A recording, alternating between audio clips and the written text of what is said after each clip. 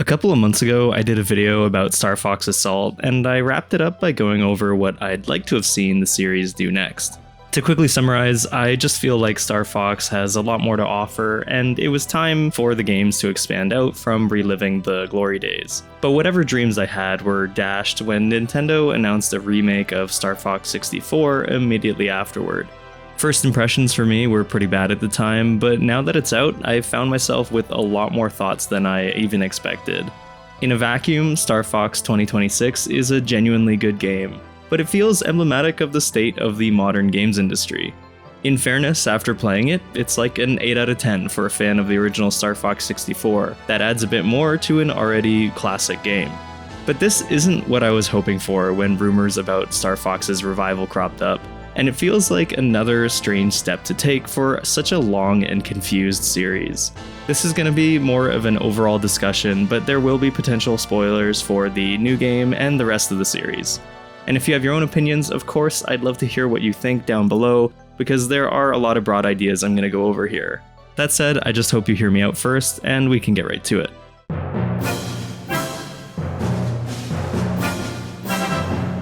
Before we get into the big picture stuff, I think I should give you a bit of my perspective on the game itself. I like Star Fox 64, but for me personally, my draw with Star Fox was more about the characters and their interactions than the gameplay itself. I think Star Fox 64's structure lends itself to fun interactivity with the rest of the cast, and that's something that carries into the best moments in the other games as well. I like on-rails shooters for what they are, and I also like the things the series tried over time. But returning to a pre-existing story that has been covered to death at this point is already a pretty big ask for me. Star Fox 2026 is a full remake of the N64 game, not just in the story, but down to the individual elements that make up every stage. They've added a surprisingly fun multiplayer mode and some additional challenge modes as well, but the game is fundamentally a graphical overhaul of the original. That is, other than the new art direction for the characters and the additional cutscenes added between stages.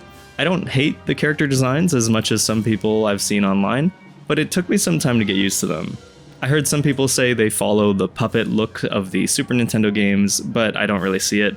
I think they just wanted to take a more realistic direction, plain and simple, to make these characters feel like they're the animals they're based on. Maybe we should investigate. A science field trip. Just what we need. The voice direction is also generally good. Everybody has a more grounded approach to delivery that tracks with the updated looks, and the added or adjusted lines sound good, so I can't really complain about seeing the 4 pilots interact just a little bit more. I think the way they handled Falco in particular to be pretty interesting, as he's seen building respect for the team over the course of the playthrough more than I remember in the original game. I don't feel the need to delve into the gameplay too much, as it's so similar to the 64 version, but just know that it's very faithful and smooth to control. There's nothing wrong with the gameplay, no outstanding flaws other than ones that you might have had with the original game. If you've played Star Fox 64, you know it's a short game, and there isn't that much to do in the long run. You know the alternate paths and medals are there to pad the runtime, and so on. Of course, comparing the two games, you can see the jump in fidelity between the 1997 original and the new game, nearly 30 years later. The game on a visual front is pretty great. They did a good job with the environments in particular, though some locations lend themselves to more interesting views than others. I do want to come back to the multiplayer just a little bit because it was a bit of a surprise for me though. It's the only truly new playable content in the game and sets you in 4v4 matches on a small selection of maps. And at least in concept, I really liked it. It's maybe a bit too limited for me, but it's a good start. Give me other vehicles, more levels, and let me jump into the R-Wing, and that's pretty close to what I wanted to see in a sequel to Star Fox Assault. With everything I just mentioned and the additional quality of life features that make the campaign a little bit easier to get through, it's overall a really good package. But even then, I can't help but feel a little disappointed by the new Star Fox in a number of ways. For starters, I got the impression we'd see a lot more than one additional prologue scene, and actually get to flesh out the characters past their previous iterations. Turns out, the added scenes don't actually do much to expand the existing story, and the majority of it you could easily have imagined yourself. Showing Pigma betray Fox's dad is a novelty, but it's something that, if absent, wouldn't have made a big difference. If this was a fully playable level, maybe it could have been a cool addition, but as it is, there's no playable content here for the campaign. Peppy, keep an eye on Fox. After being a bit let down by that prologue, it's also worth saying that all of the new cutscenes in between stages are stuck on the deck of the Great Fox. Falco spends the majority of these scenes on the couch in the background, and most of them boil down to in-universe explanations as to why you can pick two routes. I'd consider most of the conversations between the Star Fox team as flavor text at best. I think if they felt the need to extend the story mode with new dialogue and cutscenes, they should have gone all out with it, and it just isn't what we got here. I hoped we would see Fox actually get out and interact with characters on the ground, like actually looking at the aftermath of a battle, for example. It made me miss seeing Fox interact with his environment like we saw in Star Fox Assault. Actually talking to others outside makes the world feel a lot more tangible. The way that it's delivered, because it follows so closely to the original game, still makes the characters feel like little puppets inside of spaceships. Then there are the new character designs themselves. After finishing the game and seeing the four of them run down the hall, it looked just so awkward to me, and all I could picture was trying to get this version of Fox to climb over a ledge or something. It would be hilarious, to say the least. They're just very top-heavy, which suggests to me that they were strictly designed to sit in a vehicle all game. That's fine, of course, but it depends on what they decide to do with these designs in the future. Either way, the final product is overall pretty good. Amazing, even if you happen to think Star Fox 64 is your favorite game ever. Maybe you could argue it isn't worth the launch price, but that's not for me to decide for you. My concerns stem from the big picture view of a product like Star Fox 2026, and the growing concerns I have with games like this as a whole.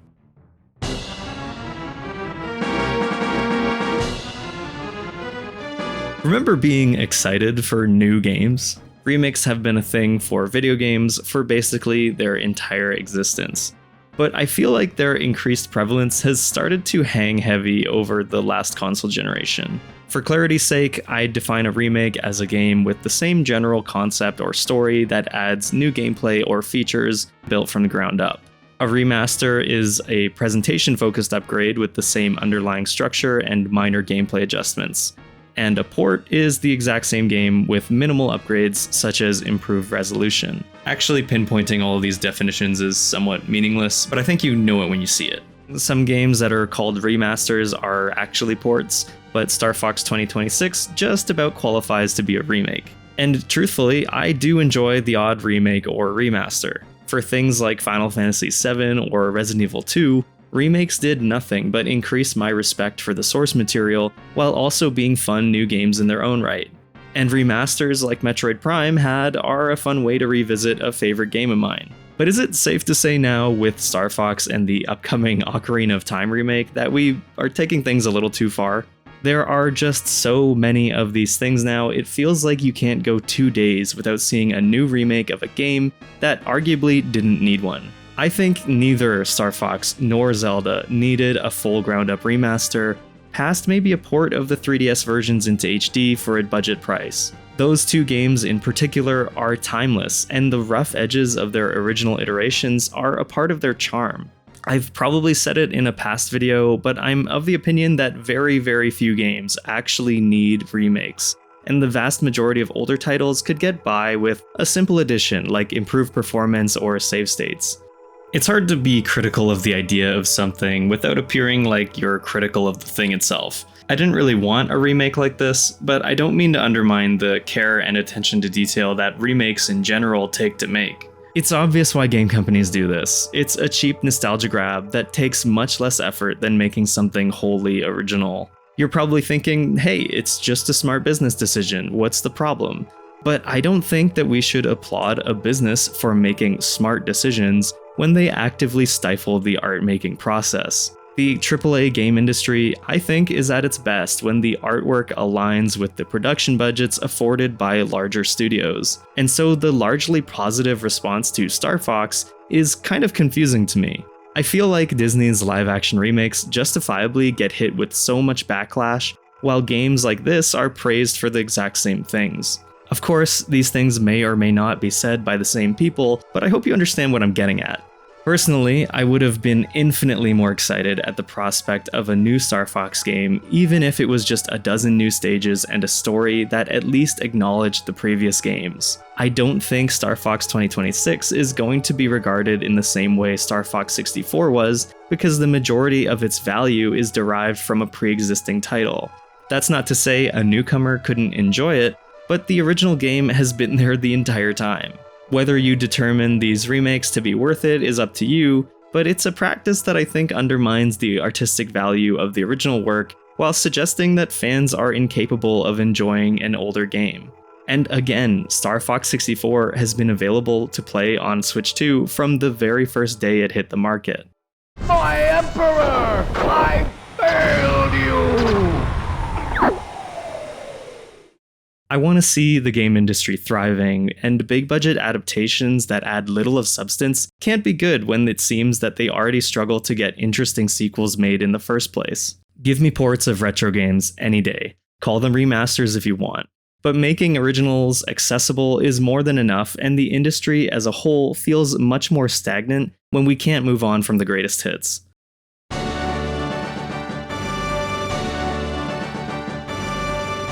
It seems like the major game studios are replaying the classics over and over because they've painted themselves into a corner. The game companies can't afford to make new games because of global market conditions, but I also think to some degree they're responsible for allowing things to get to that point. There's truth in the fact that the cost and length of modern game development has led to studios taking safer bets. But if remaking a game is cheaper than making a new one, that presents a bigger issue with scope creep and management more than it says about anything else.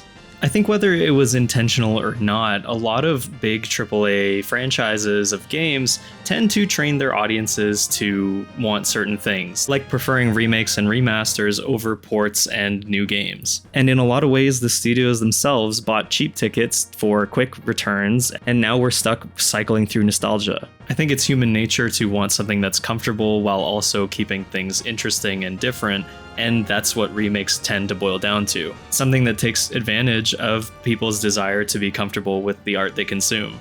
But then that falls into the question of whether or not you should engage with media that challenges you or at least is new and different, or if it's okay to just replay the same thing over and over again. The interesting thing about video games is that they also are games, which tend to be replayable.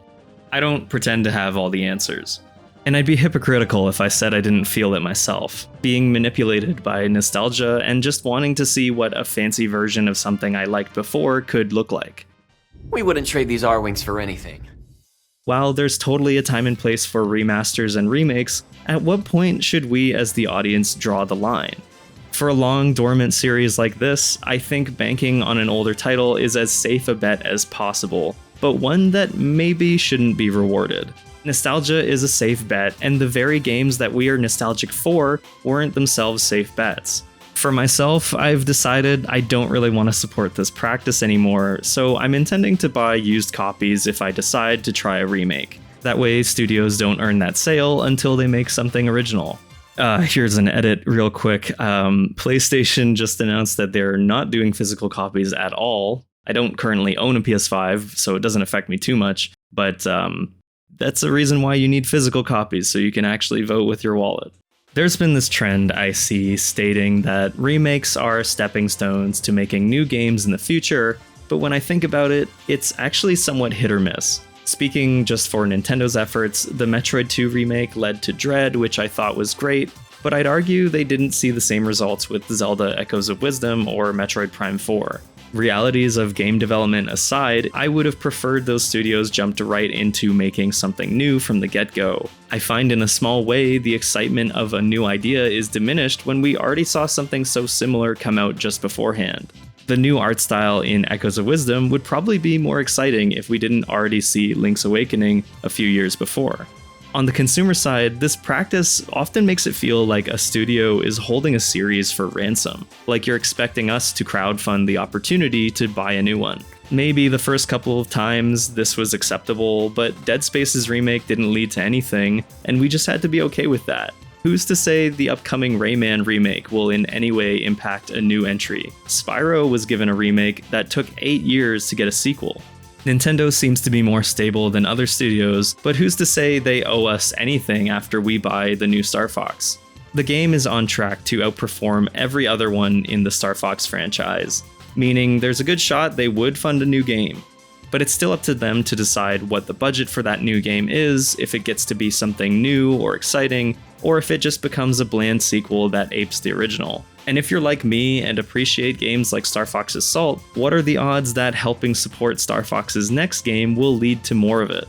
If people say you shouldn't pre-order a game, you certainly shouldn't support a series based on what they might make. But it's a sentiment I do see in comment sections. I don't know, Peppy. I've got this funny feeling. Like it isn't over. The game industry as a whole feels like it's just in this weird place because of so many different factors that all add up and make things worse for everybody. But I don't think that following the trends we see in the film industry by making remakes of everything and pretending that that's okay is gonna be enough to actually help the industry move forward. I think that it's a good game for what it is, but all of that stuff that hangs over a remake like Star Fox 2026 makes it hard for me to enjoy it. To be fair, most of my problems are more about what the game isn't. We absolutely did not need the tired Andros plotline once again, but the cool new things that the game does could have made for an amazing original entry. The future of this series is a lot brighter than it was this time last year, but we'll have to wait and see if it goes anywhere. In that Star Fox Assault video I did, I mentioned that the majority of teams that have worked on Star Fox were never given a chance to make a follow-up, and I genuinely hope that this isn't the case again. As critical as I am of this remake and many others, I still want them to have a chance to make something new afterward. I just want to see cool new stuff because there are plenty of ways to relive the classics if I wanted to. I hope you enjoyed this rambly little discussion video. I was planning on not doing this after the announcement buzz died down, but after actually playing the game, I felt like I had a lot to say. I just hope I don't upset too many Star Fox 64 fans here. I like the game too. Either way, the next video will be back to my usual scheduled programming, so if you like retro game reviews and mid-2000s gaming, be sure to subscribe for that. If you do or don't agree with me, leave it all below and like the video too. That support means a lot. Thanks again for watching and take care.